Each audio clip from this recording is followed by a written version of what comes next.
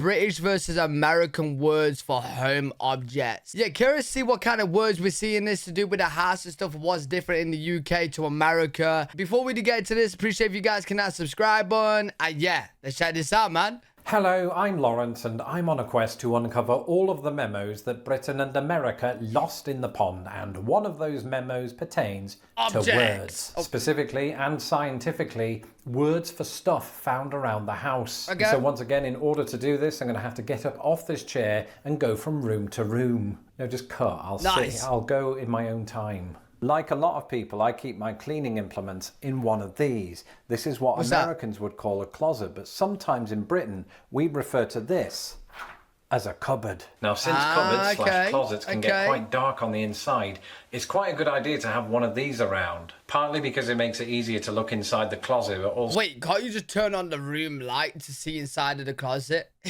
Also because I like to play horror pranks on my wife. Anyway, in Britain, this is known as a torch, whereas in America, it's a flashlight. Flashlight.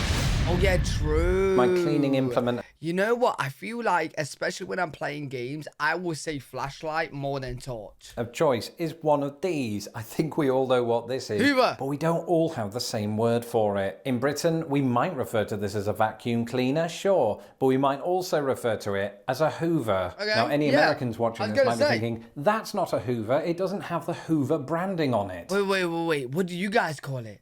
Do you guys call it like dirt picker-upper? So here's the thing. Hoover is an American company that was formed in the early 20th century. It just happens that they were around at the same time as President Herbert Hoover and FBI Director J. Edgar Hoover. And the popular belief is that they all sucked, especially the vacuum cleaner. But that's beside the point. The Hoover company marketed their product in Britain, and at some point the word Hoover became a genericized term for vacuum cleaner. And that's what I mean when I talk about memos that got lost in the pond. In America, you will hear the term vacuum cleaner, but some Americans will call this a sweeper, not to be confused with the... Oh, wait. I've never heard you guys mention sweeper, like a Hoover to be a sweep. What?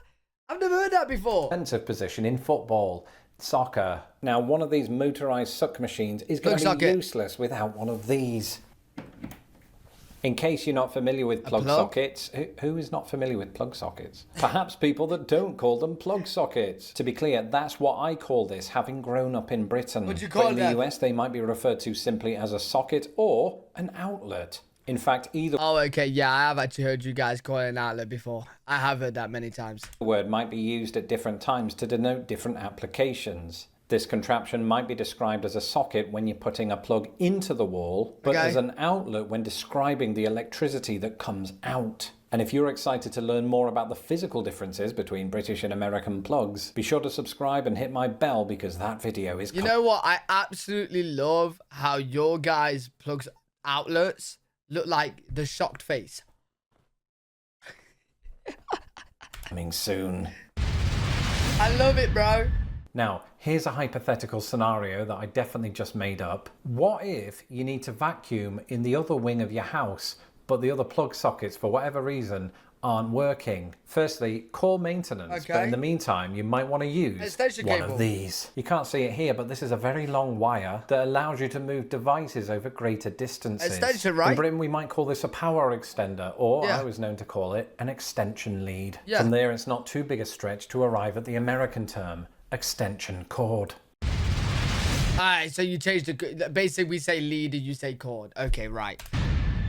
Lounging around. And you join me now in the lounge, or as Americans would call it, the living room. We call it that as well. Bro, I was going to say. Wait, so we both call it living room, yeah? I actually just wanted to point out that we call it lounge.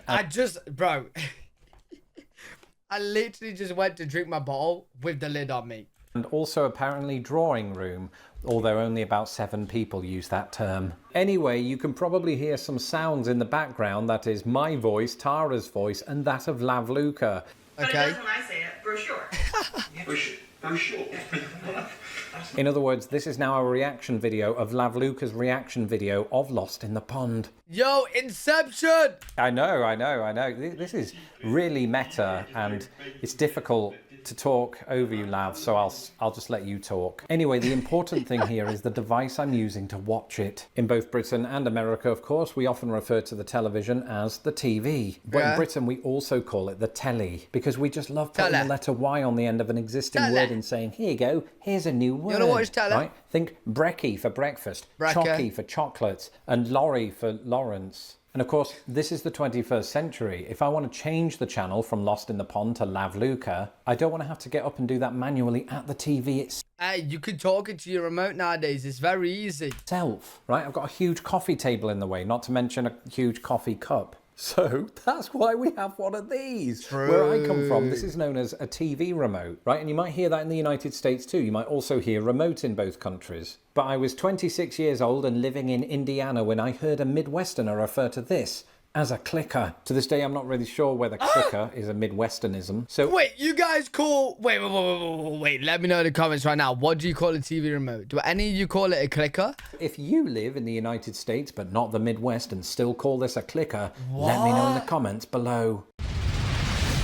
In the kitchen! The first word difference to note about a kitchen is possibly the stove. That's the word that Americans perhaps use most commonly to describe the entire unit. In Britain, to describe the exact same thing, we might also use stove, perhaps even oven. But growing up, I was always fond of cooker, which linguistically pairs well with clicker. Second thoughts, do not cook your TV remotes. Of course, both Britain and America have different names for different parts of the cooker. Right, the top part of the oven, which you might use for boiling eggs or creating impressive B-roll, is known to Brit as the hob. In America, you'll typically hear stovetop. Of course, when it comes to... yeah, you know what I do hear?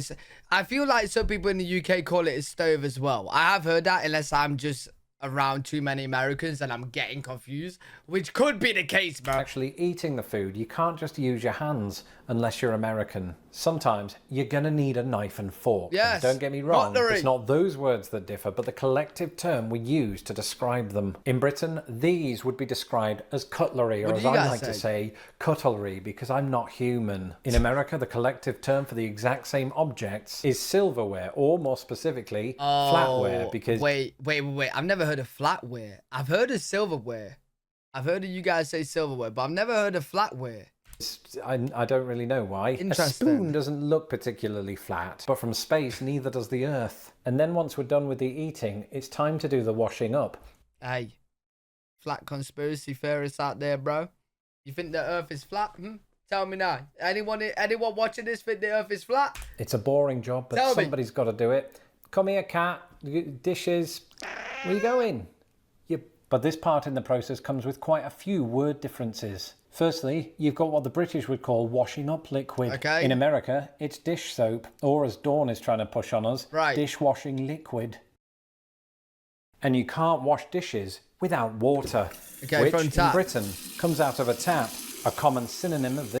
But in America, which I learned recently, a faucet, right? This in the United States is faucet. And then you dry everything off with what the British would call a tea towel and the Americans a dish towel. It looks like a really terrifying puppet. Why are you... You know what? You guys Americans got the right end of the stick here. You guys call it a dish towel. We call it a tea towel. What we drying? Our tea? Why is it called a tea towel, bro? Shaking. Oh, that's me. I'm doing that. Party humor. Well, here we are again, you and me in my bathroom, except I'm the only one who's actually here and you're just watching, which is worse. Weird. All that to say, I'm going to keep this brief. Very Have weird. you ever used one of these? It's not a pair of underwear. It is in fact a piece of fabric with which you wash your body. Now, for the sake of time and because the FCC said that I couldn't do this, I'm not going to show it in action. I'm just here to tell you that in Britain, we call this a flannel. In America, it's often referred to as a washcloth or a face cloth.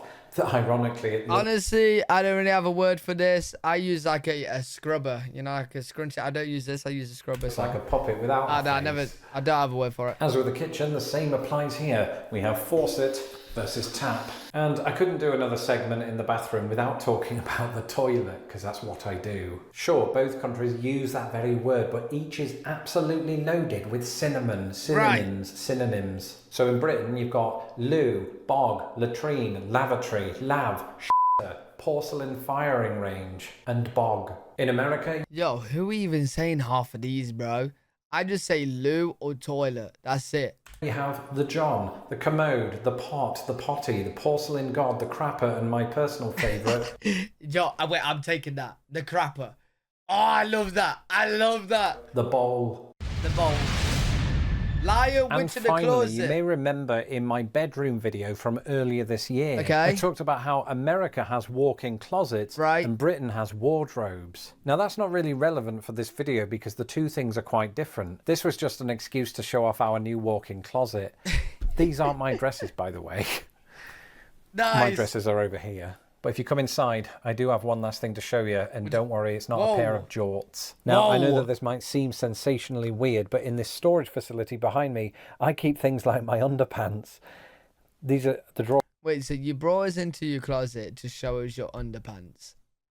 Are see-through, aren't they? Just pretend that what you see here isn't plastic and rubbish, and just imagine that it is in fact made of mahogany. These are just temporary placeholder drawers that we've had for 4 years. Anyway, the point is, in Britain, I would have called this, or its mahogany equivalent, a chest of drawers. In America, no need for any chests around here. It's just drawers. Or wait. I would just call...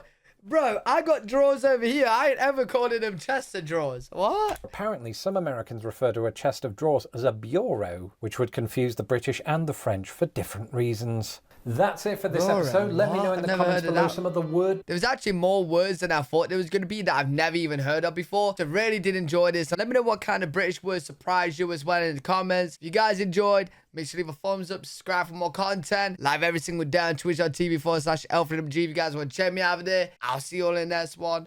Peace.